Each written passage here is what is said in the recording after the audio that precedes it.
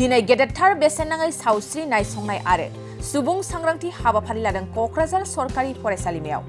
क'क्राझार सहरनि क'क्राझार सोरखारि फरायसालिमायाव सोरखारि आयुर्वेदिक फरायसालिमा आरो देहा फाहामसालि आरो बिटिसि सोरखार आरो दुलाराय बर' फरायसा आफादनि हेफाजाबनि बानजायनायाव दिनै बेसेन नाङा जासे रायजो राजाफोरनो हेल्थ चेकआप आरो देहानि सायाव सांग्रांथि होनाय हाबाफारि लादों। क'क्राझार जिल्ला आरो चिरां जिल्लानि सिङाव थानाय रायजो राजाफ्रा गावबा गावनि देहायाव जानाय बेमारफोरखौ नायजानो थाखाय क'क्राझार सरकारि फरायसालिमायाव मेगा हेल्थ चेकआप लोगोसे सावस्रि सांग्रांथि मावबादायाव बाहागो लाफैदों। बे हाबाफारियाव बिटिआरनि गाहाय मावफुं सोद्रोमा प्रमद बर'आ बाहागो लाना सावस्रि जोथोन बिसम्बि बिजाब बेखेवना होयो। बे हाबाफारियाव दुलाराय बर' फरायसा आफादनि आफादगिरि दिपेन बर'जों लोगोसे बिटिआरनि मावफुं सोद्रोमा नरेन्द्र नार्जारी, बर' थुनलाइ आफादनि आफादगिरि डक्टर सुरत नार्जारी आरो फरायसा फरायसुलिफोर आरो गोबां देहायाव जानाय बेमारफोर नायजानो फैनाय रायजो राजाफ्रा बाहागो लादों। जोङो मेगा फ्रि जि हेल्थ केम्प लादों आरो बे समाव माने हेल्थ एग्जामिनेशन आरो रेजिस्ट्रेशना जागायबाय। मिजिं थिदों दा फुंनि भागावनो प्राय 1000नि बारा रायजो राजाफ्रा गुबुन गुबुन जायगानिफ्राय फैदों। बैसो जानाय गोबां जोंनि आइजोफोर बिमाफोर बे बैसोनि फैदों आरो उन्दै गथ'फोरबो फैदों। जाहाथे मोजाङै प्रपारलि हेल्थनि एग्जामिनेशन नायबिजिरनाया जायो आरो बिसोरो मोजाङै जाहाथे मेडिसिनखौ मोनलाङो।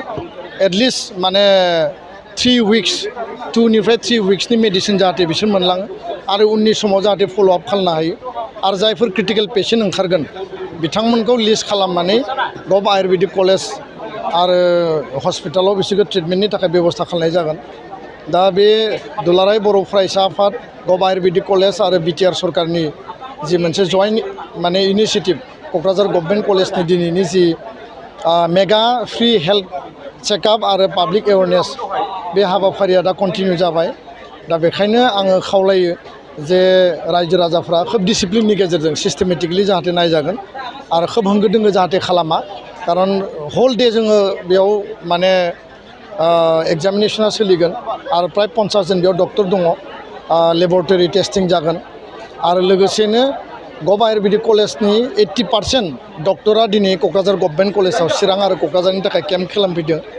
दा बे जोंनि थाखाय गोग्गाथाव आरो जोङो बोरैहाय देहाखौ गोग्गो लाखिनो हायो, क्रिटिकेलनिफ्राय क्रिटिकेल बेमाराव गोलैनायफ्रा बोरै रिलिफ मोननो हायो आरो गोबां मानसिया हस्पिटालाव सिभिल मडेल हस्पिटाल बा गोदानै जोंहा क'क्राझार माने मेडिकेल कलेज जादों बेयाव नायजाफैया आरो क'क्राझार मेडिकेल कलेजाव जोङो रिपर्ट मोननाय बायदिबा जथेस्थ' जिखिनि नाम्बार अफ पेशेन्ट बेयाव जानांगौ बेखिनि दाबो जायाखै।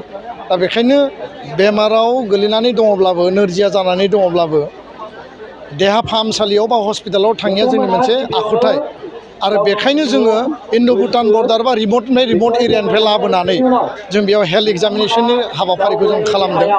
जाहाथे जोंनि ओनसोलाव बेरामाव गोग्लैनाय सुबुंफोरनि जि कन्डिसन बेखौ जोङो इमप्रुभ खालामनो हायो, मोजां देहा होनो हायो आरो बिनि जोंनि मेजर इनिसियेटिभ बे मोनसे हिउमेनिटेरियान सुबुंखौ सिबिनाय सेबा खालामनाय आरो समाजखौ गोग्गो खालामनायनि मोनसे लामा। गोबां खोमसि फोथायनाय दायना दायनियाव जोंनि फोथायनाया थायो। माबा मोनसे जाबा जोङो गावनो मुलि जायो, जोङो डक्टरनियाव थाङा, हस्पिटालाव थाङा आरो ड्राग्सनि जि मोनसे इम्पेक्ट, जौ जुवानि मोनसे इम्पेक्ट आरो भां जानाय बा ड्राग्स जानायनि जि इम्पेक्ट बेखौ जोङो गैया खालामनानै बेबायदि केम्पनि गेजेरजों ससियेल मोनसे एवारनेस बेयाव जोङो प्राय 3000 टारगेट खालामदों। बिनि बाराब्लाबो बेखौ फाहामथायनि बेबस्थाखौ बेयाव होनाय जागोन आरो एसे होंगो दोंगो जादों। खोब सिस्टेमेटिक दसे समनि उनाव जों बेखौ खालामगोन।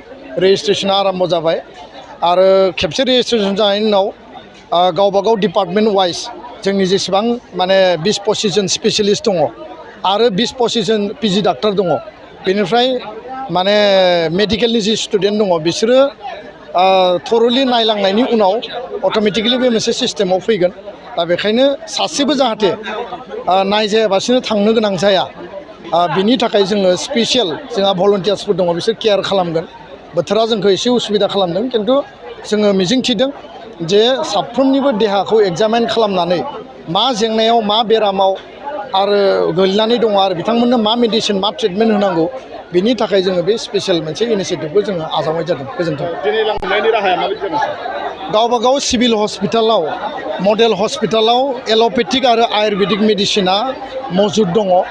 बिथांमोना नेक्स्ट लेभेलनि मेडिसिन मोननो थाखाय गभर्नमेन्टनिफ्राय फ्रि अफ कस्ट बिथांमोना बै हस्पिटालावबो थांनो हागोन आरो बिथांमोना जुदि सापर्ट नांगौब्ला गभ आयुर्वेदिक कलेज एन्ड हस्पिटालाव जेराव 100 थाखाजोंनो सार्जारि जायो, जेराव माने फ्रि अफ कस्ट मेडिसिन मोनो, बे जायगायावबो ट्रेनजों जा बासजों जा जालुकबारियाव थानाय बे सेन्टाराव थांनानै नैबेयाव देखायनाय स्लिपखौ देखायहैब्लानो बिथांमोना फ्रि अफ कस्ट मेडिसिन मोनगोन।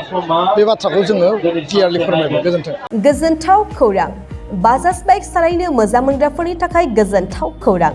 दावहारु अट' एजेन्सिया बाजाज बाइक सालायनो मोजां मोनग्रा रायजो राजाफोरनो होगासिनो दं इन्डिपेन्डेन्ट डेनि थाखाय ल' डाउन पेमेन्ट आरो इजि एक्सचेन्ज अफार। 1 आगस्तनिफ्राय 15 आगस्तसिम होगासिनो दं क'क्राझार दावहारु अट' एजेन्सिया आरो क'क्राझार जिल्लानि सिङाव थानाय काराइगाव, दतमा आरो बडगावआवबो 3 आगस्टआव फेस्टिभ आउटलेट गोदानै बेखेवनो थांगासिनो दावहारु अट' एजेन्सि। बे गोदानै बेखेवनाय ब्रान्च श'रुमआवबो ल' डाउन पेमेन्ट आरो इजि एक्सचेन्ज अफार लानो हागोन। बाइक सालायनायाव हमनो थाखाय हेलमेट बेसेन लायालासे बाइकगिरिया मोननो हागोन आरो सीट कभार्स। बेनि अनगायैबो जाय फाइनेन्स लागोन बिथाङा खम डाउन पेमेन्ट होनानै लानो हागोन। बायग्रा ग्राहक सुबुंफ्रा दावहारु अट' एजेन्सियाव बाजाज बाइकखौ बायनो सानोब्ला नैबे मबाइल नम्बर 8822018193 आरो 600003991187 आव थोंजों फोनांजाब खालामनो हागोन।